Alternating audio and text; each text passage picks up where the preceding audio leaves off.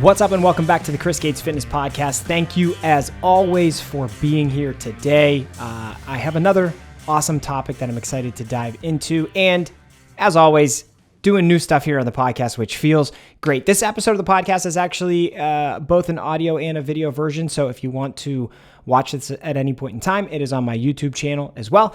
But we're going to get a lot of good stuff covered and cover a lot of good ground in today's episode. So today we're going to talk about why strength training and protein are best for fat loss. They are actually the best fat loss supplements that you could ever purchase or ever utilize, if that makes sense. You don't need a lot of the other stuff that's out there on the market. You don't need to search for pills and powders and potions to try to find a way to lose the body fat that you've always been trying to get rid of. No, you can actually do it quite effectively with strength training and protein. Okay, so we're going to dive into a lot of the reasons why and how you can utilize both of those things to transform your body composition and really make an amazing amount of progress. So I'm excited to dive into the details here. I hope you are too. Quickly, just a couple of things before we dive into the meat of the episode. Number one, again, thank you for listening. And if this is your first time listening, or if you have not subscribed yet, make sure that you do that. Okay, so head over to wherever you are listening or watching this episode. Make sure that you subscribe. And if you can leave a rating, a review, a comment, that would mean the world to me, because the more positive ratings, reviews, and comments that the podcast gets, the easier it is to get the podcast in front of more people. And my goal here is to get quality information about fitness, nutrition, lifestyle, building muscle, burning fat, all that good stuff in front of as many people as possible, because this podcast is not about, fear mongering or hacks or magic supplements. We're talking about the things that can actually create meaningful change and do so in a way that is sustainable. Okay, so I would really appreciate if you can do that. And number two, this has been a big week for me with the project that I can't tell you about, but I'm unbelievably excited about, and I can't wait to be able to share more with you at some point in the near future. So Secret Project, Operation Secret Project is still going well, and there's a lot of fun stuff happening behind the scenes. I'm so excited to eventually be able to share details about what we got going on. So all I can say right now, keep your eyes peeled, keep your ears open, stay tuned, because I got a lot of fun stuff coming. And if you've ever gotten value from this podcast, I highly encourage you to just stay tuned, be on the lookout. All right, let's talk about why strength training and protein are best for fat loss. And the first thing that I want to dive into is actually on the protein side of things, and actually how just simply eating protein can be unbelievably impactful for changing your body composition and losing body fat. There's a lot of emerging research. Let's actually start here. There's tons of research and evidence that shows protein is the most filling nutrient that you can consume, right? So it's the most filling thing that you can include in your diet. Talk about this on the podcast all the time. So obviously, with that being the case, the more protein that you can factor into your diet, the fuller and more satisfied you're going to feel on the food that you're eating. And then when that is the case, it's just going to make it easier and easier for you to be in a calorie deficit, which is what you need to do. That's where you need to be to lose body fat, right? So none of these things that we talk about with fat loss happen without a calorie deficit. Protein can make it a lot easier for you to get in that calorie deficit and stay there for an extended period of time. The longer you're able to be in a calorie deficit consistently, the bigger of a transformation you can make, the more body fat you can lose. Okay, so we know that to begin with, and we've known that for a long time, but protein has been shown in some more emerging research studies to cause weight loss on its own and actually cause muscle growth on its own. So simply increasing the amount of protein that you currently eat in your diet can have a huge effect. And that kind of lends itself to what I just talked about. First and foremost, if you're eating more protein than you have been, that means your meals are going to be more filling, and therefore you are likely to feel more satisfied. Okay, so whatever your protein intake is now, if you increase it by any meaningful degree, It's going to help you get in and stay in a calorie deficit even more effectively. Okay, so that's number one. But it's also been shown to increase muscle mass in people just by increasing protein intake. And this happens with a lot of people who eat relatively low amounts of protein, is that when you start to increase that protein intake and you eat more on a daily basis, more on a consistent basis, and what is more? We're talking significantly. So if you only eat 50 grams of protein a day, and then we bump you up to something like 100, 125, 150, that right there actually can lead to you building muscle without ever touching a weight.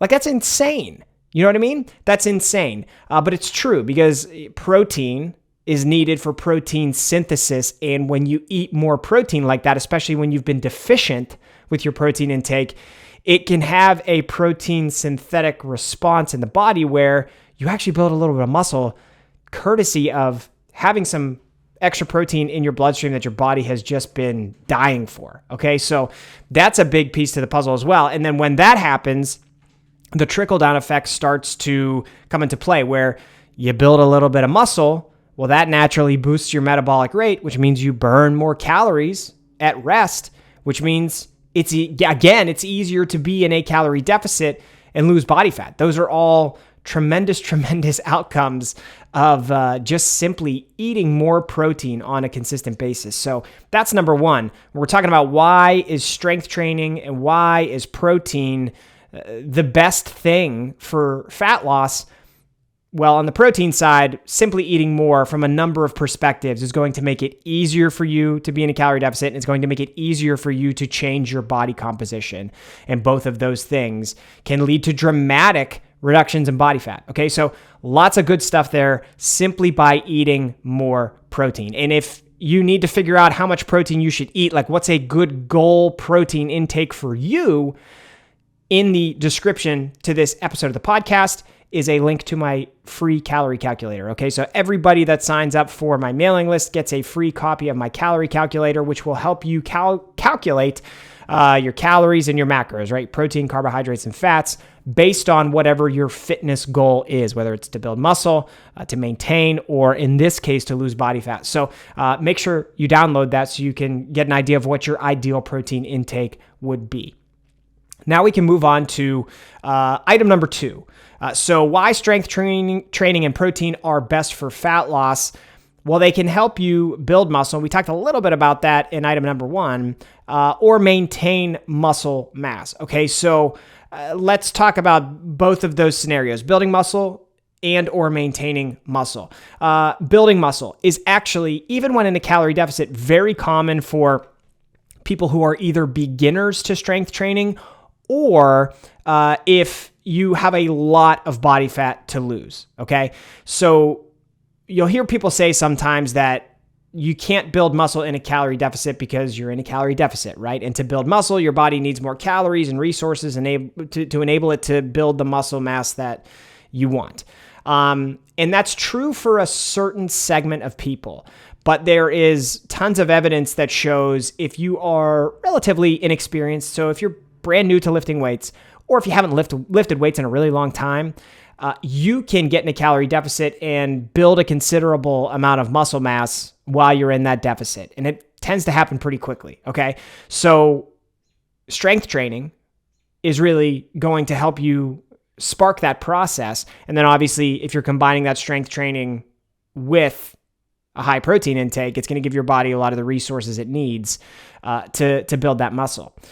Now, when we talk about maintaining muscle, this is something that almost anybody should be able to do when just kind of loosely following the guidelines of how to, strength train and get into a calorie deficit and lose body fat. So if you are trying to lose body fat, you're in a calorie deficit, you're strength training, and whether you are inexperienced, a complete beginner, haven't lifted weights in a while, or you've been doing this stuff consistently for an extended period of time, you should be able to maintain virtually all of the muscle mass you have, as long as you're not getting into a super aggressive calorie deficit, right? So maintaining muscle mass is unbelievably easy when you do two things: strength train and eat protein, okay? Because strength training is going to create this signaling effect throughout your body that essentially, your brain, when you go and you strength train, there's always like a cascade of things that happen.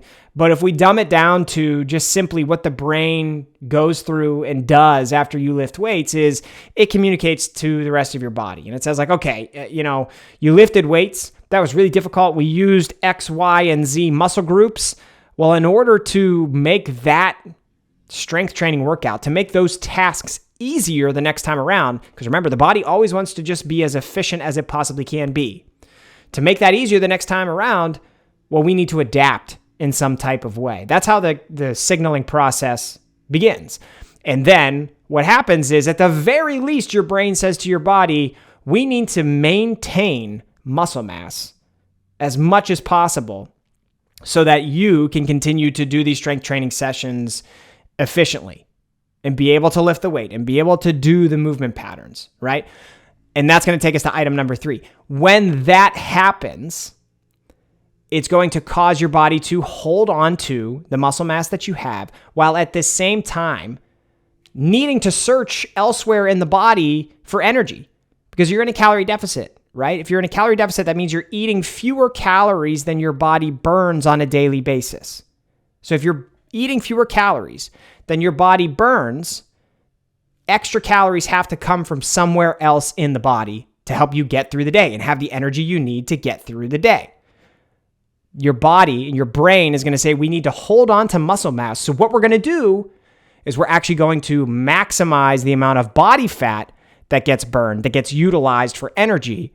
And so combining all of these things, strength training, eating a high amount of protein, and getting in a calorie deficit, it actually maximizes the amount of body fat that you could potentially lose in a calorie deficit. It helps you maintain muscle mass at the very least, or in a lot of circumstances, helps you actually build more muscle mass.